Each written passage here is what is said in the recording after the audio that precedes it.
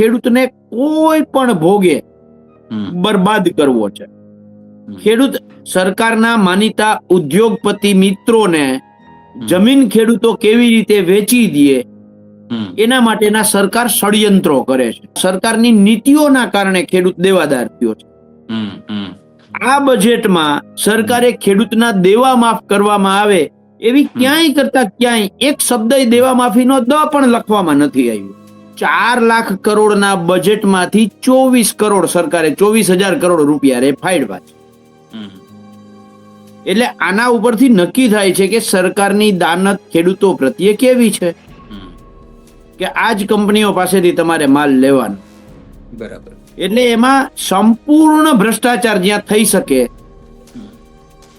એવી યોજનાઓમાં ખેડૂતો માટે રૂપિયા ફાળવ્યા છે. તમે જોવો જે ખેડૂતની જે જરૂરિયાત છે એના તરફ ફંડ નથી ફળવાયું. ફંડ ક્યાં ફળવાયું છે? કે જ્યાં કંપનીઓ આધારિત યોજનાઓ છે, જેમાં કંપનીઓ ભ્રષ્ટાચાર કરી શકે. પાક વીમો નથી આપ્યો એ તો ભૂલી જાઓ, પણ જે યોજના તમે બંધ કરી ત્યારે ખેડૂતોએ જે પ્રીમિયમ ભર્યું હતું, આ પ્રીમિયમે તમે હજી સુધી પાછું નથી અપાવી શક્યા. ગુજરાતના ખેડૂતો કુદરતી આપત્તિઓ સામે સંપૂર્ણ રામ ભરોસે. 432 કરોડ રૂપિયા 2020 થી સરકાર કે કંપની પાસેથી લેવાના બાકી છે, એની હજી સુધીના કોઈ બજેટમાં જોગવાઈ કરવામાં આવી નથી.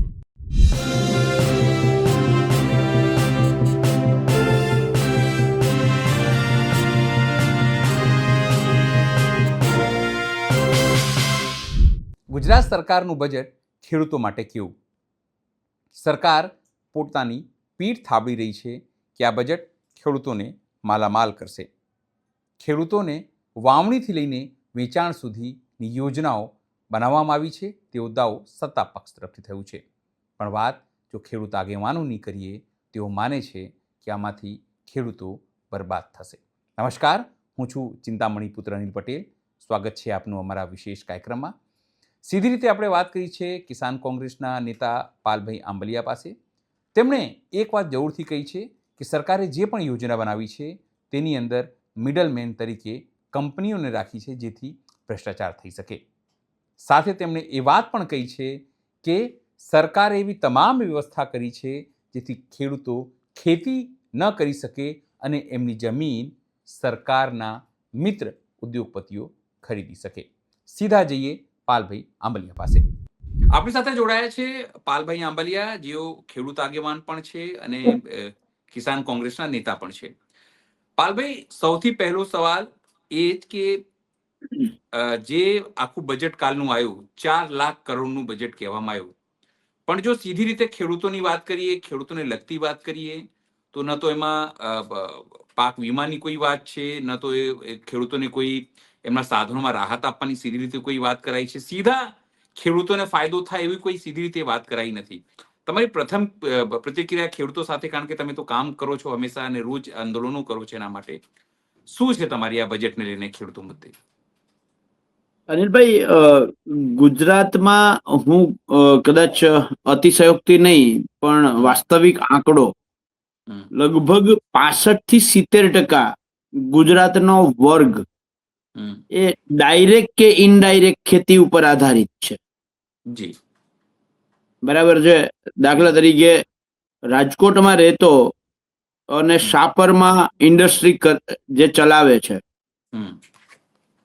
કે જીનિંગ મિલ ચલાવે છે, કે તેલ મિલ ચલાવે છે, કે અમદાવાદનો કે સુરતનો ટેક્સટાઇલ મિલ જે ચલાવે છે, આ બધાને રો મટીરિયલ છે એ એગ્રીકલ્ચર આપે છે. બિલકુલ બરાબર છે. એટલે 65 થી 70% ગુજરાતની જે જનતા ડાયરેક્ટ જેની સાથે રોજગારી સાથે જોડાયેલી છે, એવા 65 થી 70% વર્ગ માટે 4 લાખ કરોડના બજેટમાંથી 24 કરોડ સરકારે 24,000 કરોડ રૂપિયા રે ફાળવ્યા છે. એટલે આના ઉપરથી નક્કી થાય છે કે સરકારની દાનત ખેડૂતો પ્રત્યે કેવી છે. હવે જે 24,000 કરોડ ફાળવ્યા છે એમાં તમે જોશો તો તમને દાખલા તરીકે સૂક્ષ્મ સિંચાઈ યોજના તો સૂક્ષ્મ સિંચાઈ યોજના જે છે એની અંદર બધું જ ખેડૂતોએ કોઈ કંપની પાસેથી લેવું પડે. બિલકુલ. હવે એ જે કંપની છે એ સરકાર નક્કી કરે છે હમ. કે આ જ કંપનીઓ પાસેથી તમારે માલ લેવાનો. બરાબર. એટલે એમાં સંપૂર્ણ ભ્રષ્ટાચાર જ્યાં થઈ શકે હમ. એવી યોજનાઓમાં ખેડૂતો માટે રૂપિયા ફાળવા છે. હમ.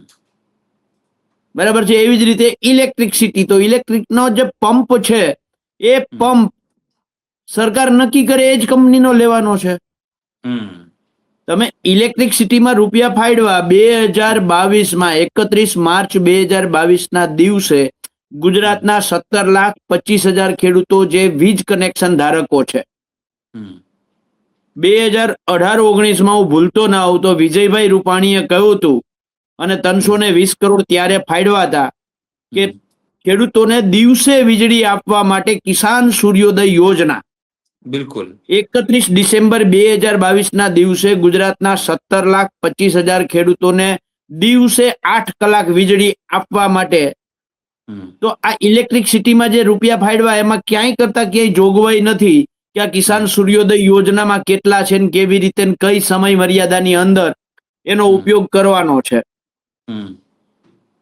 એટલે તમે જોવો જે ખેડૂતની જે જરૂરિયાત છે એના તરફ ફંડ નથી ફળવાયું. ફંડ ક્યાં ફળવાયું છે? કારણ કે જ્યાં કંપનીઓ આધારિત યોજનાઓ છે, જેમાં કંપનીઓ ભ્રષ્ટાચાર કરી શકે એવી જ મોટા ભાગની યોજનાઓ છે અને એની અંદર ફાળવવામાં આવ્યું છે. હમ. તમને જાણીને આશ્ચર્ય થશે, હમ. 10 ઓગસ્ટ 2020ના દિવસે જ્યારે પ્રધાનમંત્રી પાક વીમા યોજના ગુજરાતમાંથી બંધ કરવાની જાહેરાત કરી, હમ. સમજો 10 ઓગસ્ટ 2020નો દિવસ. હમ. હવે 10 ઓગસ્ટ આવી એનો અર્થ એવો કે એ વર્ષ માટે એટલે કે વર્ષ 2021 માટે 31 જુલાઈ સુધીમાં જો પાક વીમા યોજનામાં જે ખેડૂતોએ ભાગ લેવો હોય અથવા તો પોતાના પાકનો વીમો ઉતારવો હોય તો 31 જુલાઈ 2020 પહેલા એને પ્રીમિયમ ભરી દેવાનું હતું. બરાબર છે. 31 જુલાઈ 2020 સુધીમાં ગુજરાતમાં ખેડૂતોએ 432 કરોડનું પ્રીમિયમ સરકારના માધ્યમથી ખાનગી કંપનીમાં ભરી દીધું. બિલકુલ. પછી વિજયભાઈને અચાનક સપનું આવ્યું. હવે તો વિજયભાઈ સ્વર્ગસ્થ થઈ ગયા છે, સ્વર્ગસ્થ વિજયભાઈ. હા. બરાબર છે. એને ત્યારે સપનું આવ્યું અને એને કહ્યું કે હું પાક વીમા યોજના બંધ કરું છું હમ. અને યોજના બંધ કરી દીધી. તો ખેડૂતોએ જે એ સમયે 432 કરોડ ભર્યા છે હમ. એ વીમા કંપનીઓ પાસેથી નથી સરકારે પાછા અપાવ્યા કે નથી સરકારે પોતે પાછા આપ્યા. હમ. પાક વીમો નથી આપ્યો એ તો ભૂલી જાઓ, પણ જે યોજના તમે બંધ કરી ત્યારે ખેડૂતોએ જે પ્રીમિયમ ભર્યું હતું આ પ્રીમિયમે તમે હજી સુધી પાછું નથી અપાવી શક્યા. હમ. અને ત્યારથી લઈને અત્યાર સુધીમાં દરેક મોસમે હમ. એ શિયાળુ મોસમ હોય કે ચોમાસુ મોસમ હોય, કાં તો ખેડૂત અતિવૃષ્ટિનો ભોગ બન્યો છે અથવા તો કમોસમી વરસાદનો ભોગ બન્યો છે. જી. અને સરકાર 10 ઓગસ્ટ 2020ના દિવસથી અત્યાર સુધીમાં હમ. ખેડૂતોને કુદરતી આપત્તિઓ સામે રક્ષણ આપતી યોજના હમ. આજની તારીખમાં કોઈ બનાવી શક્યા નથી. હમ. ત્યારે વિજયભાઈએ 20 ઓગસ્ટ 2020ના દિવસે 10 ઓગસ્ટે બંધ કરી, 20 ઓગસ્ટ 2020ના દિવસે મુખ્યમંત્રી કિસાન સહાય યોજનાની જાહેરાત કરી. હમ. આ યોજના 2 વર્ષ સુધી પરિપત્ર પર આધારિત રહી. હમ. મુખ્યમંત્રી કિસાન સહાય યોજના પાછળ લગભગ 50 કરોડનો સરકારે જાહેરાત ખર્ચ કર્યો, હમ. પણ આખા ગુજરાતમાંથી હમ. 50 પૈસાની સહાય સરકારે ના કરી. હમ. અને ત્યાર પછી ગુજરાતના ખેડૂતો કુદરતી આપત્તિઓ સામે સંપૂર્ણ રામ ભરોસે છે. ઓહ. એક પણ યોજના નથી કે જે કુદરતી આપત્તિઓ સામે રક્ષણ આપવામાં આવે. હમ. સરકારને પૂછો એટલે સરકાર એમ કહે કે એનડીઆરએફ ને એસડીઆરએફ છે. હમ. એનડીઆરએફ અને એસડીઆરએફ માત્ર ખેડૂતો માટે નથી, એ તમામ નાગરિકો માટે છે અને નેચરલ કેલામિટી સામે રક્ષણ આપતી યોજના છે. હમ. બરાબર છે. એટલે કુદરતી આપત્તિઓમાં દાખલા તરીકે કમોસમી વરસાદ થાય કે અતિવૃષ્ટિ થાય તો એને મળે એવું નથી. એક કોઈ ગામની અંદર માની લ્યો કે પૂર આવ્યું અને એમાં કોઈ વ્યક્તિ અવસાન પામે તો એને 4 લાખ રૂપિયા આપવાની એમાં જોગવાઈ છે. બરાબર છે. બરાબર છે. એ જ યોજનાના આધારે જે કોરોના કાળમાં જે લોકો અવસાન પામ્યા અને એમાં કોંગ્રેસ છેલ્લે સુપ્રીમ કોર્ટ સુધી લડી અને જે લોકો અવસાન પામ્યા હતા એમને કોંગ્રેસે આ જ કાયદા અનુસાર બરાબર છે 4-4 લાખ રૂપિયા અપાવડાવ્યા છે. એટલે એ યોજના ખેડૂતો માટે છે એવું નહીં, એ ભારતના તમામ નાગરિકો માટે છે. પણ ખેડૂતોના હક સમાન, જેમાં ખેડૂત છાતી ઠોકીને કહી શકે કે અમે પ્રીમિયમ ભર્યું છે તો અમારા પાક નિષ્ફળ ગયા છે, અમને વળતર આપો. આવી યોજના એક પણ યોજના આ સરકારે રહેવા દીધી નથી. એટલે ગુજરાતની 67% વસ્તી એટલે 65 થી 70% વસ્તી જેના આધારે નભે છે એવા લોકો માટે 4 લાખ કરોડ માંથી 24,000 કરોડ ફાળવા એટલે સરકારની નીતિ કેવી છે સાબિત થઈ. ખેડૂતોને 432 કરોડ રૂપિયા 2020 થી સરકાર કે કંપની પાસેથી લેવાના બાકી છે, એની હજી સુધીના કોઈ બજેટમાં જોગવાઈ કરવામાં આવી નથી. ગુજરાતના ખેડૂતો છેલ્લી 7 મોસમથી અતિવૃષ્ટિ કમોસમી વરસાદનો ભોગ બને છે અને બીજી બાજુ છેલ્લા 10 વર્ષથી નરેન્દ્ર મોદી સરકારની નીતિઓના કારણે દવા, ખાતર, બિયારણ, ખેત ઓજાર, ડીઝલ બધામાં ભાવ 3-4 ગણો વધ્યો અને ખેત પેદાશનો ભાવ મગફળી 1250 ની આસપાસ 2014 થી અત્યાર સુધી, ઘઉં 550 ની આસપાસ, કપાસ 1500 ની આસપાસ. એટલે જ્યાં ખેત પેદાશનો ભાવ એટલે ખેડૂતનું જે આઉટપુટ છે, ખેત પેદાશ છે, એ ત્યાંનો ત્યાં છે અથવા તો એનાથી નીચે ગયો છે છેલ્લા 10 વર્ષની સરખામણીએ. અને ખેડૂતનું જે ઇનપુટ છે દવા, ખાતર, બિયારણ, ડીઝલ, ખેતમજૂરી, ખેતોજાર, આ બધું 3-4 ગણું વધ્યું છે. દાખલા તરીકે 2014માં ટ્રેક્ટર 2.5 લાખનું હતું, આજે 7 લાખનું થઈ ગયું છે. ડીઝલ 58 રૂપિયાએ હતું, આજે એ 90 રૂપિયાએ પહોંચી ગયું છે. એટલે એક બાજુ ઇનપુટનો ભાવ 3-4 ગણો વધ્યો, આઉટપુટ છે ત્યાંનું ત્યાં છે, બીજી બાજુ કુદરતીનો માર છે અને એના કારણે સરકારની નીતિઓના કારણે ખેડૂત દેવાદાર થયો છે. આ બજેટમાં સરકારે ખેડૂતના દેવા માફ કરવામાં આવે એવી ક્યાંય કરતા ક્યાંય એક શબ્દ દેવા માફીનો દ પણ લખવામાં નથી આવ્યું. એટલે સરકારની જે નીતિઓ છે એ બહુ સ્પષ્ટ છે કે ખેડૂતને કોઈ પણ ભોગે બરબાદ કરવો છે. ખેડૂત સરકારના માનીતા ઉદ્યોગપતિ મિત્રોને જમીન ખેડૂતો કેવી રીતે વેચી દે એના માટેના સરકાર ષડયંત્રો કરે છે.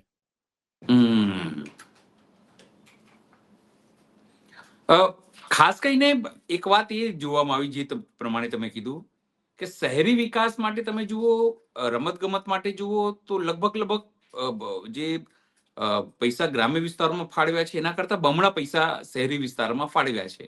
કહેવામાં આવ્યું કાલે કે અમે જે છે એ જે કોમનવેલ્થ ગેમ કે ઓલિમ્પિક આવવાનું છે એ બધી વસ્તુ કરી રહ્યા છીએ.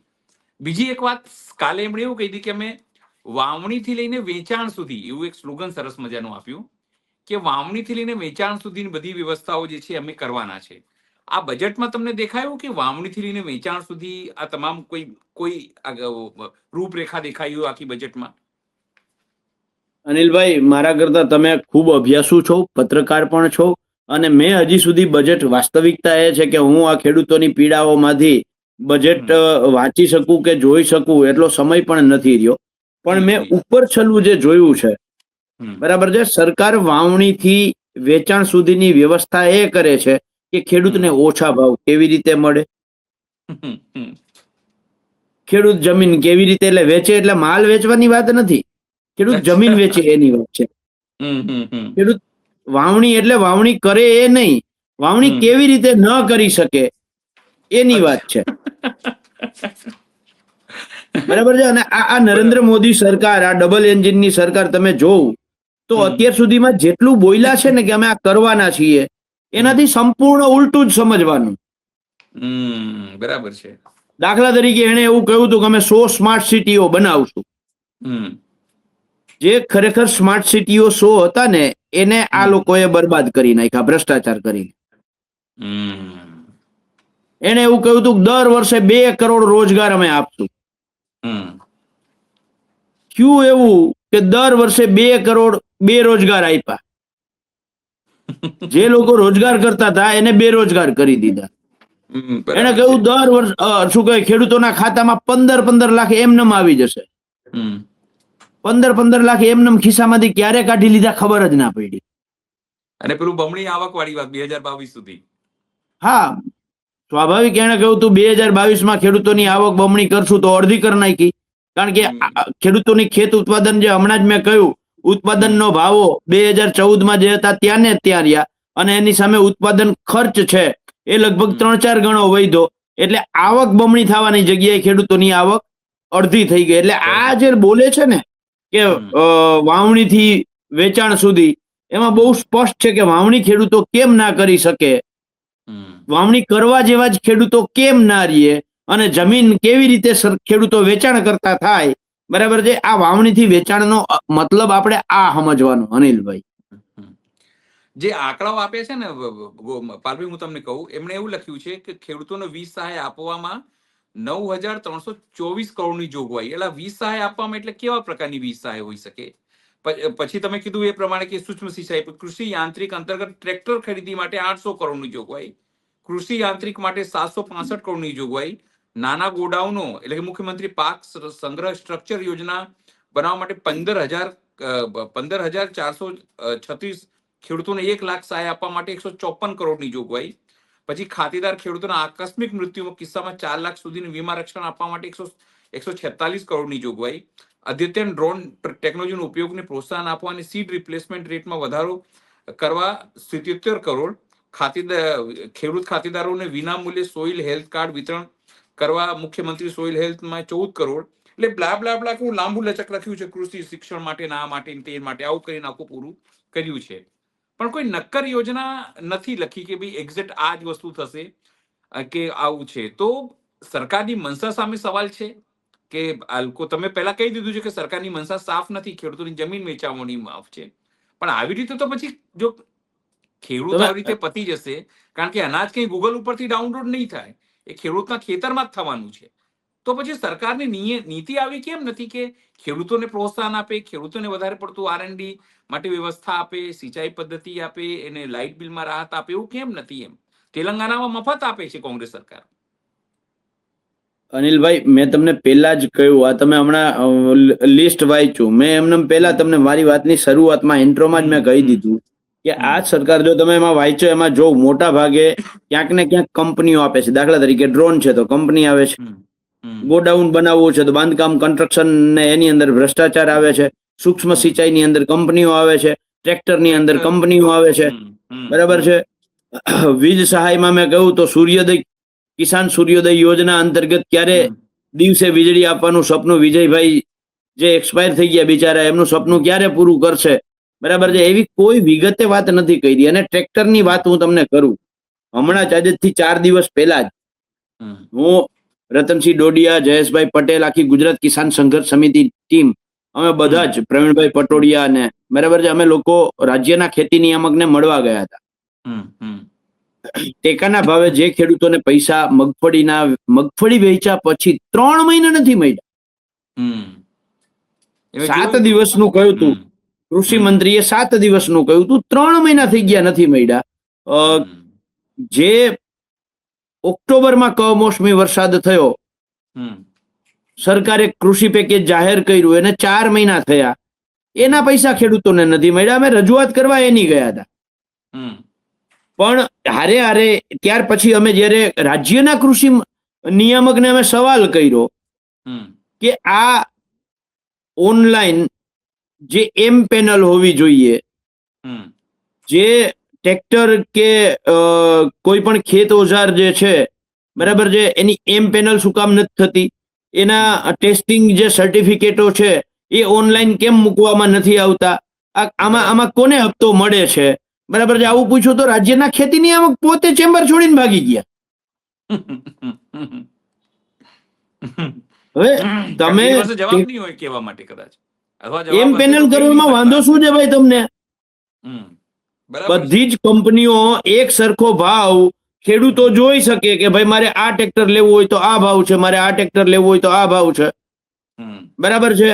હમ, કઈ કંપનીનું એને ટ્રેક્ટર લેવું હમ, તો એને ક્યારે ખબર પડે ખેડૂતને કે બધે એની સામે સરખામણી સામે નજર સમક્ષ આવે તો 100%. એ કરવામાં એ એક લેટર લખવામાં તકલીફ શું છે?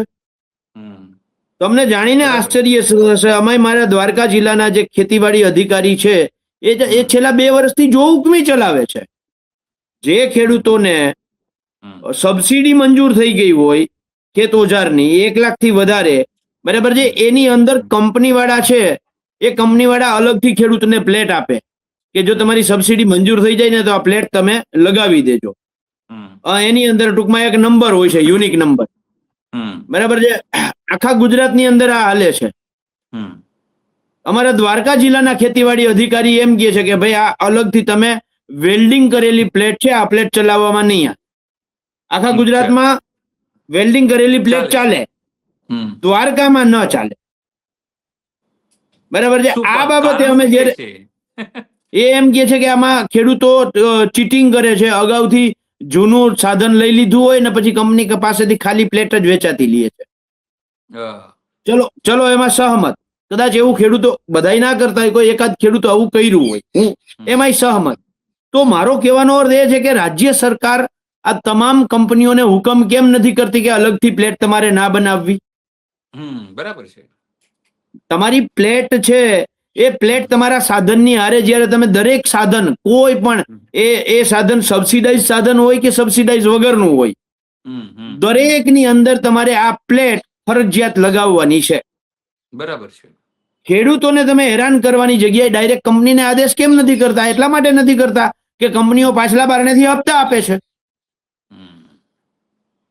અમે આ જ સવાલ રાજ્યના ખેતી નિયામકને પૂછ્યો કે તમે ખેડૂતને શું કામ દંડો છો? એટલે તમે આ જો બજેટની અંદર જેટલી બાબતો છે ને એમાંથી 80% કંપનીઓ આધારિત છે, જ્યાં ભ્રષ્ટાચાર થઈ શકે એવી યોજનાઓ છે.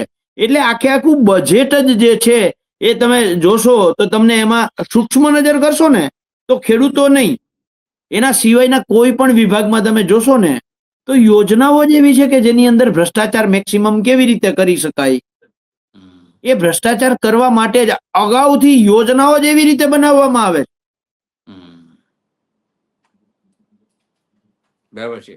પાલભાઈ, આપ અમારી સાથે જોડાયા, આખી વાત કરી, અને મૂળ વસ્તુ એ જે તમે ધ્યાન કેન્દ્રિત કર્યું કે જે વાત, કારણ કે ખેડૂત આગેવાન જ આ વાત સમજી શકે, સામાન્ય શહેરના લોકો ના સમજી શકે કે કંપનીઓને કઈ રીતે ફાયદો આ લોકો કરાવી રહ્યા છે અથવા તો મિડલમેનને કઈ રીતે વચ્ચે રાખી રહ્યા છે. ખૂબ ખૂબ આભાર પાલભાઈ, આપ આખી વિશ્લેષણ જણાવો. ખૂબ ખૂબ આભાર સાહેબ, ખૂબ ખૂબ આભાર. પાલભાઈ આંબલેની વાતથી આપ કેટલા સમજ છો? જરૂરથી મારા કોમેન્ટ બોક્સમાં કોમેન્ટ કરજો. એ સિવાય અમારી યુટ્યુબ ચેનલને આપ લાઇક કરો, સબસ્ક્રાઇબ કરો, બેલ આઇકન દબાવો. સાથે અમારી વેબસાઇટ છે www.gujaratplus.in, ત્યાં પણ જઈને તમે વધુ અપડેટ થઈ શકો છો. અત્યારે માટે બસ આટલું જ. નમસ્કાર.